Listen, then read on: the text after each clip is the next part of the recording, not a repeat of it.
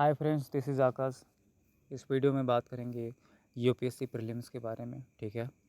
Recently Chandrayaan 3 को launch किया गया। अब इसरो क्या लॉन्च करने वाली है? आदित्य L1। ठीक है। इसरो के द्वारा एक नए योजना को लाया जाना है जिसका काम होगा अंतरिक्ष में सूर्य की अध्ययन करना, सूर्य के बारे में स्टडी करना। ठीक है।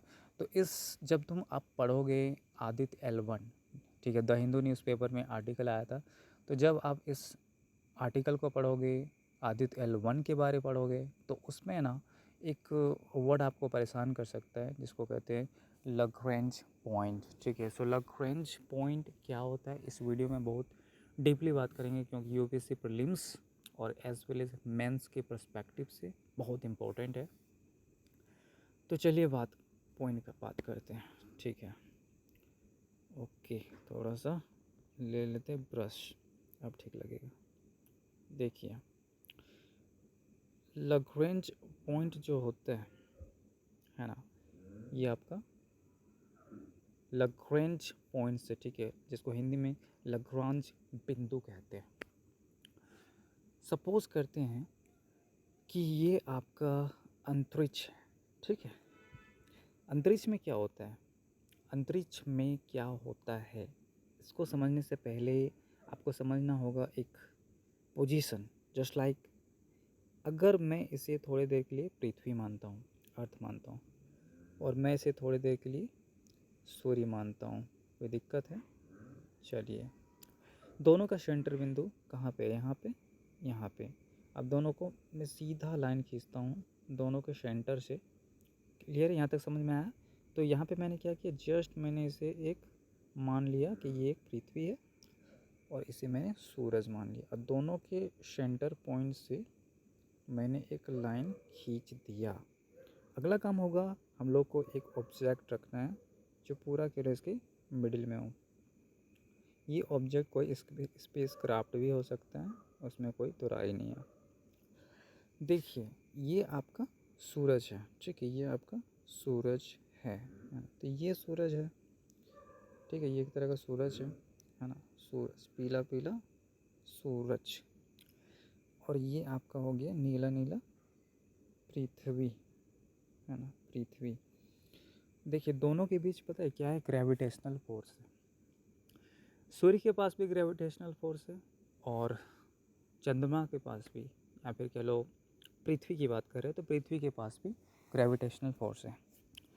अब यहाँ पे बीच में एक ऑब्जेक्ट दिया है। ठीक है, बीच में एक ऑब्जेक्ट है। पता है क्या होगा? ग्रेविटेशनल फोर्स सूरज का ज़्यादा है, तो सूरज क्या करेगी? इस चीज़ को खींचने का प्रयास करेगी। ठीक है।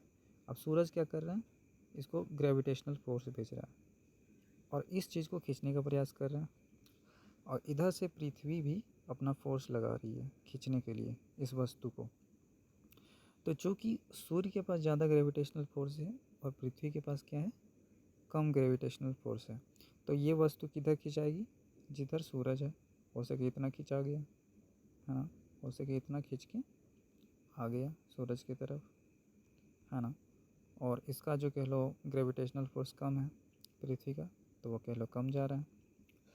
इसका मतलब क्या हुआ कि एक ऐसा समय आएगा कि सूर्य इसे पूरी तरीके से इससे खींच लेगा इस पॉइंट को।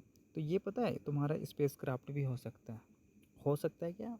है, मान सकते हो कि ये स्पेस क्राफ्ट है। अब देखिए, अंतरिक्ष में ऐसा नहीं है कि बस ग्रेविटेशनल फोर्स ही काम करती है, और भी फोर्स है जो अंतरिक्ष में काम करती है। अब वो फोर्स क्या हो सकती है, वो बात करेंगे।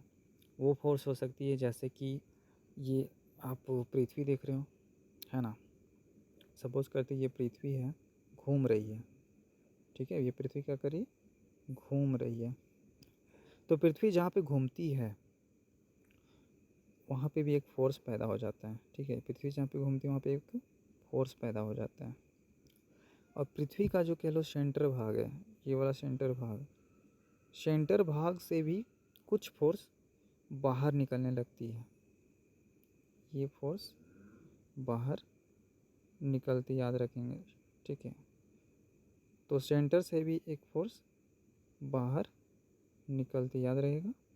सेंटर से भी एक फोर्स बाहर की तरफ जाता है। तो इस फोर्स की वजह से क्या होता है कि ये जो ऑब्जेक्ट है, मतलब जस्ट लाइक हम इस ऑब्जेक्ट की बात कर रहे हैं, मतलब ये जो ऑब्जेक्ट है, ये वाला ऑब्जेक्ट, ये ऑब्जेक्ट ऐसा नहीं है कि सूरज अपनी तरफ खींच लेगी। ठीक है, होगा क्या कि ये जो ऑब्जेक्ट आप देख पा रहे हैं धीरे धीरे खिसकेगा। ठीक है, धीरे धीरे खिसकेगा और एक ऐसा समय आएगा, चूँकि यहाँ पे जो पावर लगाया जा रहा है, पावर जो लगाया जा रहा है पृथ्वी के द्वारा भी लगाया जा रहा है और सूरज के द्वारा भी लगाया जा रहा है इस ऑब्जेक्ट की खींचातानी में। मतलब ये जो ऑब्जेक्ट है इसको खींचने का प्रयास ना सिर्फ पृथ्वी कर रही है बल्कि इसे सूरज भी कर रही है। तो एक समय ऐसा आएगा कि ये ऑब्जेक्ट जो आप देख पा रहे हैं ठहर जाएगा, रुक जाएगा। कब ऐसा होगा? जब दोनों का कह लो ग्रेविटेशनल फोर्स बराबर हो जाएगा। मतलब देखो, सूरज का भी ग्रेविटेशनल फोर्स बराबर हो जाएगा और चंद्रमा के द्वारा जो ग्रेविटेशनल फोर्स लगाया जा रहा है वो भी बराबर हो जाएगा और इस वजह से ये जो कह लो ऑब्जेक्ट है एक जगह रुक जाएगा। ये फ़ोटो आप समझ गए। तो ऐसा जब स्थिति अंतरिक्ष में मिलता है, ठीक है, ऐसा स्थिति जब अंतरिक्ष में मिलता है तो इसी को हम लोग कहते हैं लाग्रेंज पॉइंट। ऐसे स्थिति को क्या बोलते हैं? लाग्रेंज पॉइंट बोलते हैं। अब इसको और अच्छे से हम लोग समझेंगे जो डेफिनेशन दिया है।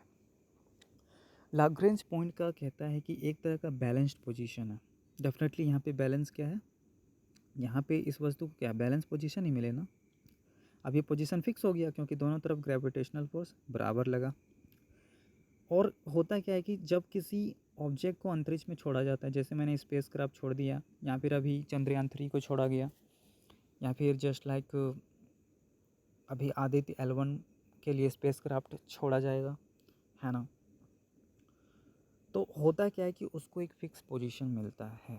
तो मैं फिर से बताता हूँ, इसका मतलब हुआ कि जो लाग्रेंज पॉइंट्स होता है अंतरिक्ष में एक फ़िक्स पॉइंट होता है। ठीक है, अंतरिक्ष का एक फ़िक्स पॉइंट है।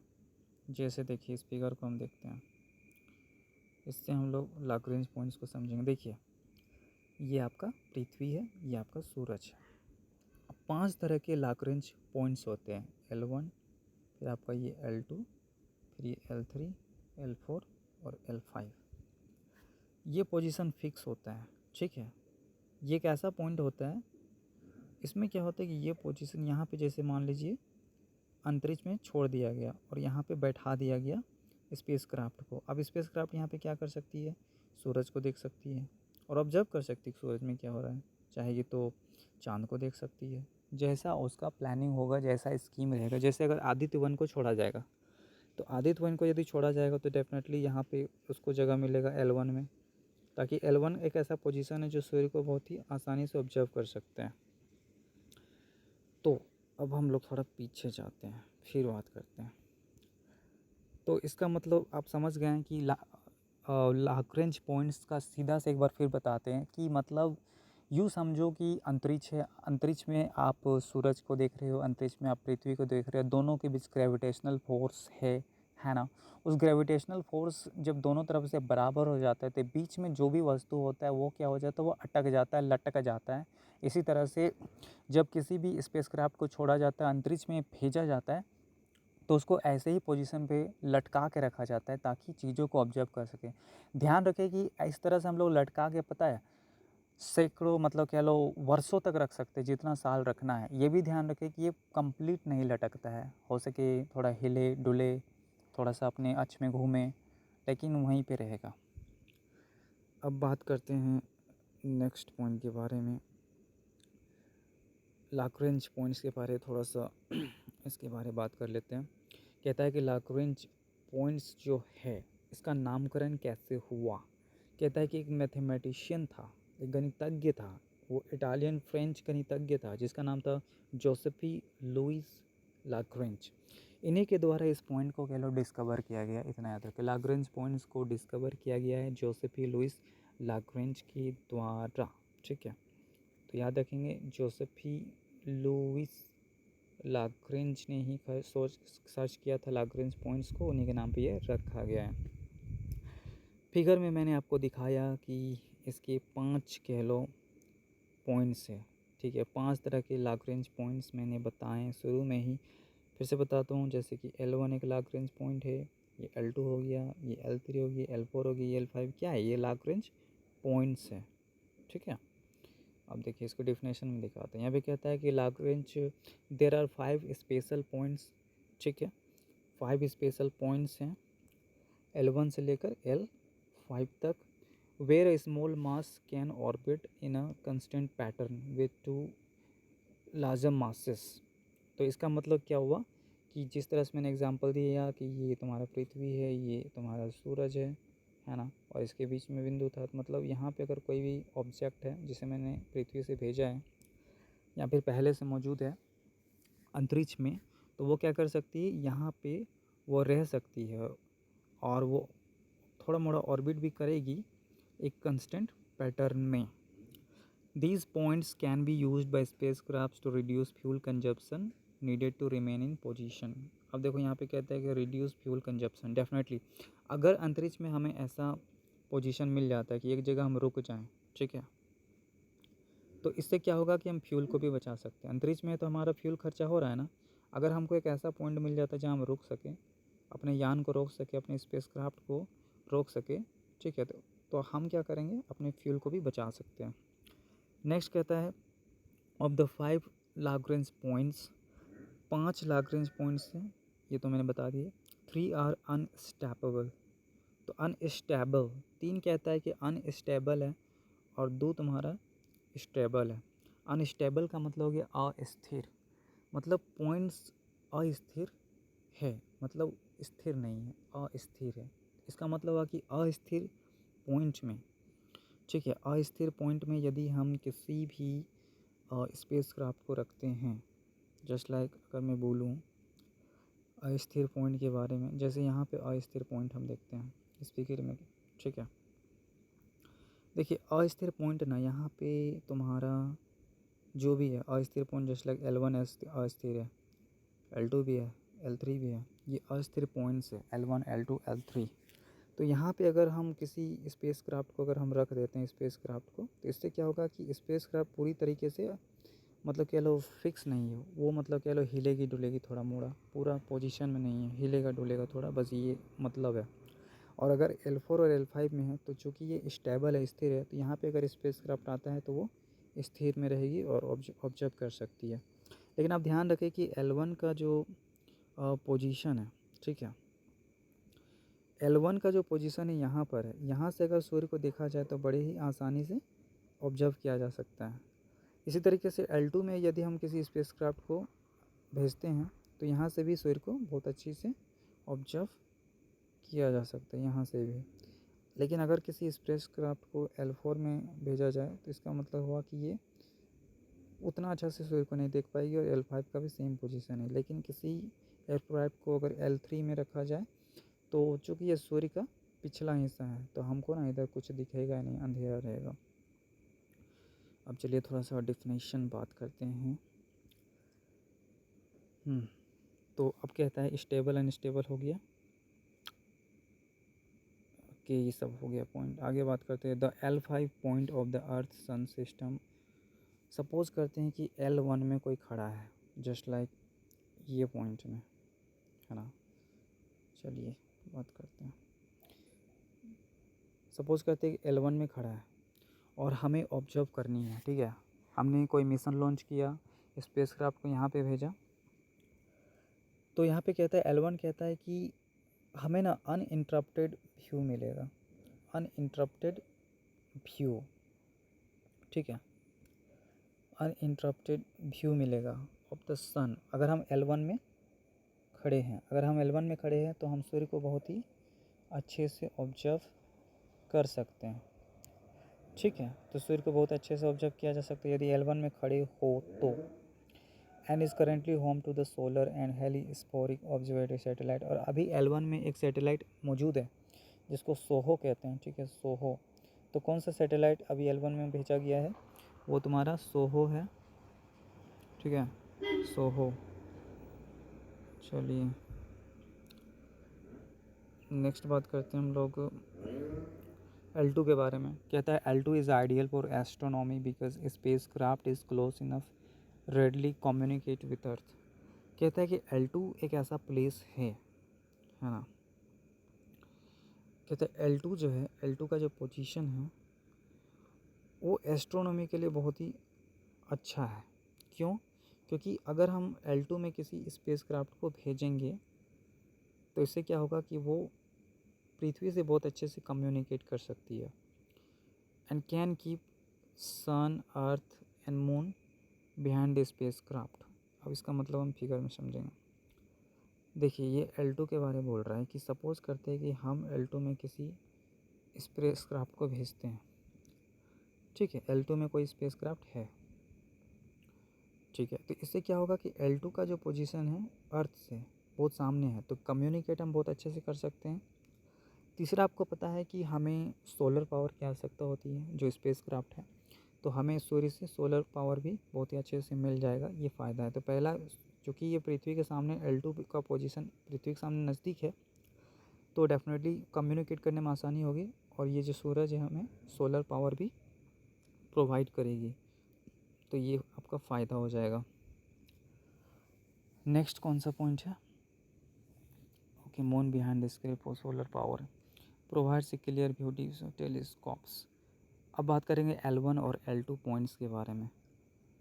ओके, तो यहाँ पे L1 और L2 points are unstable after approximately after every 33 days. अच्छा, L1 और L2 जो होता है वो अनस्टेबल हो जाता है। देखिए, चलिए यहाँ पे मैं L1 और L2 की बात करूँगा, ठीक है। यहाँ पे हम बात करेंगे L1, ठीक है। L1 और L2 कहता है कि L1 और L2 जो है वो कुछ दिनों के लिए, मतलब कह लो फिक्स रहती है, उसका पोजीशन ठीक होता है, लेकिन जैसे ही लगभग 23 दिन हो जाते हैं, 23 डेज़, जैसे ही लगभग 23 डेज़ हो जाता है, L1 और L2 का पोजीशन बिगड़ जाता है, मतलब वो अनस्टेबल हो जाता है, ठीक है। अनस्टेबल पोजीशन हो जाता है L1 और L2 का 23 दिन के बाद, इसलिए इसे कहते हैं कि L1 और L2 और L3 अनस्टेबल होते हैं।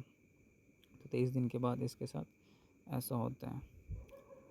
नेक्स्ट बात करेंगे यहाँ पे नासा के बारे में बात करें। NASA is unlikely to find any use of L3 point since it remains hidden behind the sun. अब देखिए L3 के बारे में नासा क्या बोल रही है।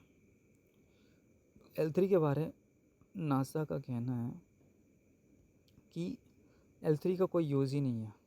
क्यों? क्योंकि ये पृथ्वी के, क्योंकि ये सूर्य के पीछे है, इसलिए इसका कोई पॉसिबिलिटी नहीं कि ये मेरा कोई काम आएगा। तो ये पॉइंट पहले भी डिस्कस किया गया था। नेक्स्ट बात करेंगे यहाँ पे, इसकी बारे में बात करते हैं L4। The L4 and L5 points are home to stable orbit so long as mass ratio between two largest. This condition ये इम्पोर्टेंट नहीं है। ऑब्जेक्ट्स फाउंड, ओके, यहाँ पे कहता है ऑब्जेक्ट्स फाउंड, देखो हाँ ये लाइन ठीक है, इसके बारे में बता देते हैं। अभी हुआ क्या है कि बहुत सारे ऑब्जेक्ट्स को फाउंड किया गया, मतलब मिला है, खोज से मिला है, जो L4 और L5 से क्या कर रही थी, ऑर्बिट कर रही थी, है ना। L4 और L5 में ऑर्बिट कर रही थी, बहुत सारे ऑब्जेक्ट्स मिले, तो उसे ना हम ट्रोजन्स कहते हैं, ठीक है। क्या कहते हैं? ट्रोजन्स। चलिए ठीक है, L4 और L5 जैसे कि फिगर इस तरह से था और यहाँ पे L4 और L5 था, तो वहाँ पे ट्रोजन्स हुए आफ्टर 3 लार्ज एस्टेरॉइड्स। फिगर दिखाता है यार, L4 और L5 की बात कर रहे हैं, जैसे कि ये आपका L4 है और ये L4, ये L5 है। तो कहता है कि ये जो कह लो L4 का पोजीशन है और ये L5 का है, इस बिंदु में बहुत सारे क्या है, ट्रोजन्स मिले हैं, मतलब ऐसे बहुत सारे ऑब्जेक्ट्स सर्च हुए। इसका कहने का मतलब ये हुआ कि वैज्ञानिकों ने अभी कह लो एक प्रकार से खोज निकाला कि क्या होता है, ये सब बिंदु क्या होते हैं, L1 क्या होते हैं, L2 क्या होते हैं। लेकिन क्या इसका एग्जिस्टेंस पहले नहीं था? पहले भी था। और जब पहले था तो मतलब पहले से बहुत सारे एस्टेरॉइड्स ऐसे ऐसे बिंदु में घूम रही है, ऐसे ऐसे बिंदु में स्थित हैं, वो बात कर रहा है ना। तो वो बात किया जा रहा है, बहुत सारे बिंदु पहले से ऐसे मौजूद हैं। तो जैसे कि वहाँ पे बहुत सारे ऑब्जेक्ट्स अभी सर्च किए गए हैं, हम लोग यहाँ पे थे, L4 और L5 में बहुत सारे ऑब्जेक्ट्स मिले हैं जिसे ट्रोजन्स कहा जा रहा है। और 3 यहाँ पे कह लो एस्टेरॉइड्स है, एगमेनन, एचिल्स एंड हेक्टर, जो कह लो L4 और L5 पॉइंट्स पे घूम रही है। तो L4 और L5 का जो पॉइंट्स है वहाँ पे घूम रही है। There are hundreds of Trojan asteroids. अब देखिए यहाँ पे सैकड़ों कह लो ट्रोजन एस्टेरॉइड्स हैं, सैकड़ों ट्रोजन एस्टेरॉइड्स है सोलर सिस्टम में, जो कह लो जुपिटर के साथ घूमती है, तो कोई मंगल ग्रह के साथ घूमती है, तो कोई सैटर्न जो शनि ग्रह है उसके मून्स के साथ घूमती है। तो यहाँ पे कुल मिलाकर ये कहा गया कि अभी हम क्या कर रहे हैं, बहुत सारे कह लो स्पेस क्राफ्ट को हम भेज रहे हैं। जस्ट लाइक अभी आदित्य 1 को लॉन्च किया गया है जिसको L1 में भेजा जाना है, ये L1 में। लेकिन ये सब जो पॉइंट्स आप देख रहे हो यहाँ पे पहले से ही बहुत सारे कह लो एस्ट्रॉइड्स या फिर बहुत सारी चीज़ें पहले से ही घूम रही है, जब इस पॉइंट का डिस्कवरी नहीं हुआ था। चलिए, thank you very much for this watching videos. सोना है यार मेरे को।